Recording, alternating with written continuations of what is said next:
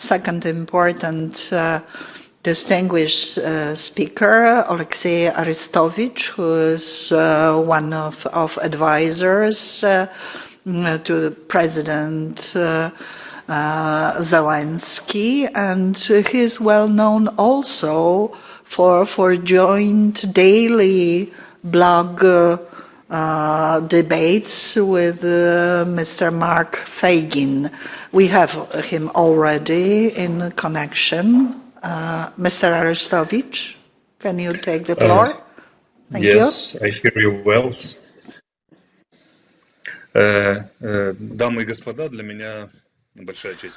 Ladies and gentlemen, it's a great honor for me to talk to you. Thank you very much for this opportunity. I would like to focus on the following.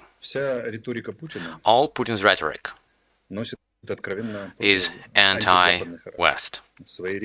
In his latest speech, when he was signing these fake decrees to annex Lugansk, Donetsk, Kherson, and Zaporizhia regions, he said the word West more than 20 times and the word Ukraine less than 10 times, which means that his key idea is determined by these two phrases. He said that the collapse of the Soviet Union, this is the biggest catastrophe of the 20th century, and this is his own personal catastrophe. He connected these two. In other words, he has personal motivation to restore the Soviet Union, and this is the goal of his policy. Ukraine got in his way because he understands that without subjugating the former states of the Soviet Union, he cannot expand further to the West. He made military force his main argument, his main tool, and even the energy resources are secondary to him.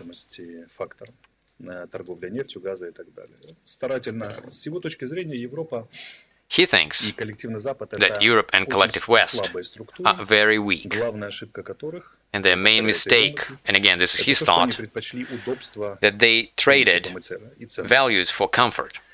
He doesn't believe in self-organization, self-governance, that people can express their opinions through democratic institutes. He doesn't believe in balance of powers. He doesn't believe in people's opinions, that they have the right to have opinions, so that people can debate, they have different point of views, and this is democracy.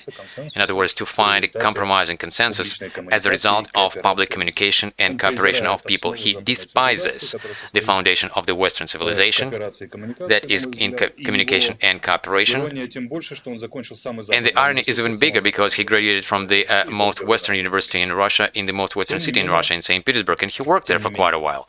Nevertheless, he sincerely thinks that the best way to rule within the country and outside the country, this is something that's called the deep state, where a small group of experts, so-called, they deal with the key needs and challenges of the country. In other words, something like a mafia get-together, because he did something like that when he was in St. Petersburg, being a KGB officer, and he was involved in commercial and criminal activities there. And he's been carrying this for 22 years. He is in power, and it started during the Second Chechen War with the explosions on the highway in Moscow. He is destroying his enemies outside Russia and in Russia, such people as Litvinenko and Skripal. And obviously he is projecting the military force onto those states that are not subject to him.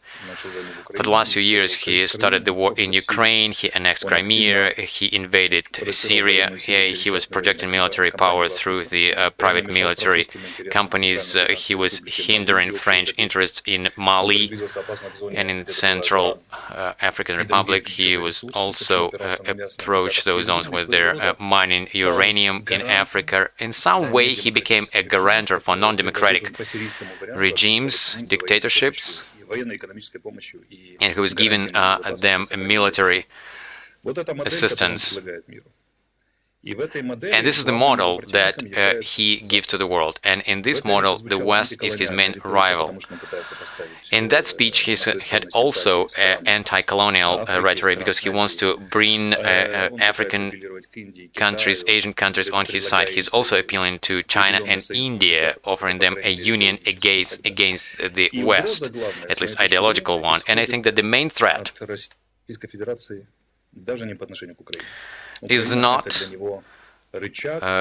on Ukraine. For him, Ukraine, this is the traitor that chose Western values.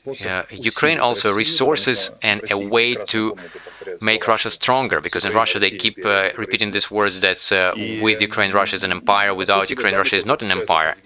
And the idea, the strategic idea, is to devour Ukraine, get stronger, and then keep promoting fear to the West, to Europe, to Eastern European countries, to Baltic states. I think all people already understand that when people say that he is fighting the collective West, and when the Russian officials say the same, we should believe them. Because they do exactly what they say. Because when he was saying all these things, that was the point of his speech. Why the West can't quite understand Putin? Because Putin is the Machiavellian type in the worst sense of the word. There are only two rules for him. This is the balance of powers in the world, and promotes his interests in the most cynical way. He was debilitating Russian people for all these 20 years, and he was corrupting them morally.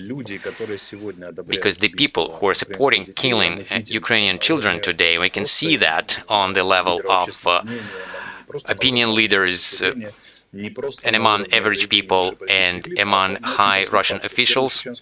But we can see that also in the simple fact that during the first Chechen war, Russian mothers would go there, collect bodies of their dead sons, and nobody was stopping them. But now in Ukraine we have more than 10,000 dead bodies of Russian soldiers in the refrigerator tracks.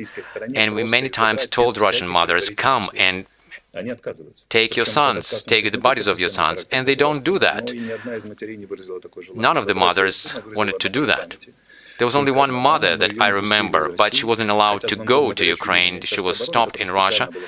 Yet, there are more than 400,000 calls to the hotline of the Military of Defense of Russia. So in other words, Putin bets on immorality. He promotes fear. He sincerely thinks that morality means nothing, and he thinks that it's very easy to attack the West and Europe because we are immoral, because we traded values for comfort. Now that over 7 months, Ukraine and the collective West, we show that the values are more important to us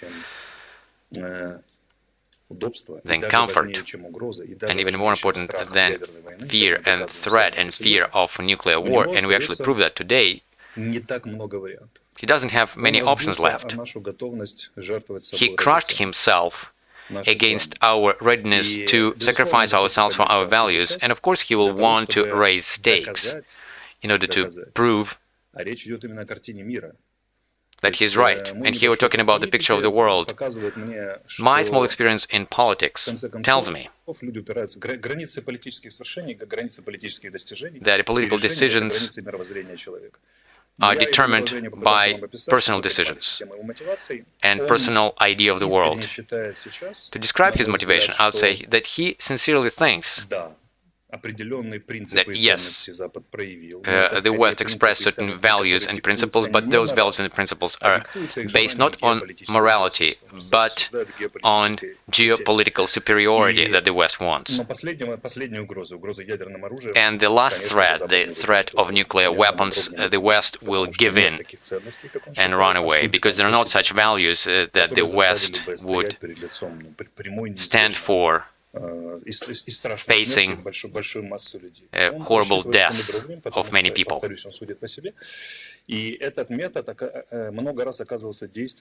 And this method turned out to be quite effective in Russia many times when many leaders of opposition were killed or threatened with a physical death. And he thinks that as the last argument, the argument of despair, this is where the West will give in, Ukraine will give in,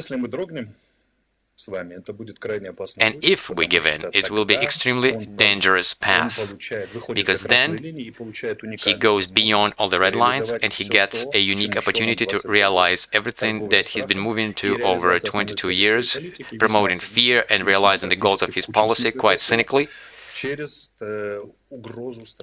And he will do it through fear and threats.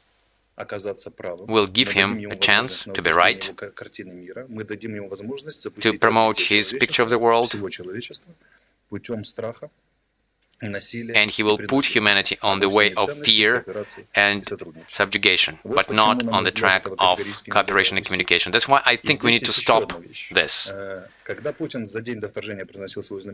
When he had his famous speech one day before the invasion, when he was trying to justify this invasion, there were no political, military or economic arguments. There were only historical arguments. The right to inherit Kiev Rus legacy. He was talking about Russian Orthodox Church and some other things. And for the rational West, it looks almost like the argument between France and Germany over the legacy of Charles the Great. But he thinks in these terms. That's why the Westerns cannot understand him, because from the point of view of the West, this is an irrational thing, and a normal politician usually refers to the good of the people that he represents, basing their policy on economical, military, social potential. But he doesn't think in these terms. As we see, he is ready to slaughter tens of thousands of people. He is ready to break all the rules of warfare in order to achieve the goals that he thinks are practical. And surprisingly, they're quite irrational.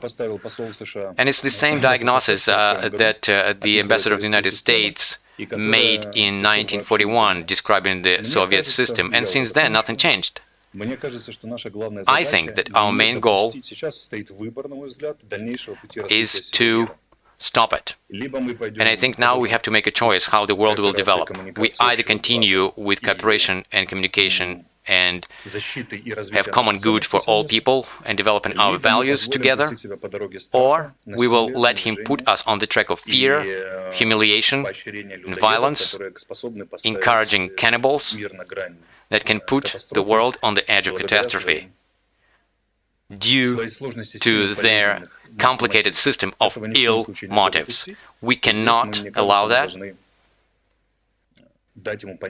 And I think we need to tell them no, strict no, not just in theory that we don't let them stomp on our values and principles, but we actually are ready to practically respond and counteract it, starting with warnings, sanctions, being ready with our military force, and as Mark Feygin said, working within Russia and outside of Russia, because despite the primitive propaganda that they say that Russians are slaves and that they cannot resist and all that, I never thought that. I think that Russian people and the peoples of Russia, they demonstrate the will to resist and to transform the Russian Federation, and to have courage to atone and to get back to the common system of common good of the world. And I think we need to give them this chance. And there should be a strict distinction between the peoples of Russia and Putin's regime. The problem is in Putin's regime, and Putin's regime bets on immorality, cynicism, and violence, and this regime should be our main target in political, diplomatic, informational fight. And we need to exactly tell them that the blackmail with nuclear weapons is absolutely unacceptable and will be properly responded on all the levels. Thank you very much. Большое спасибо, господин Арестович.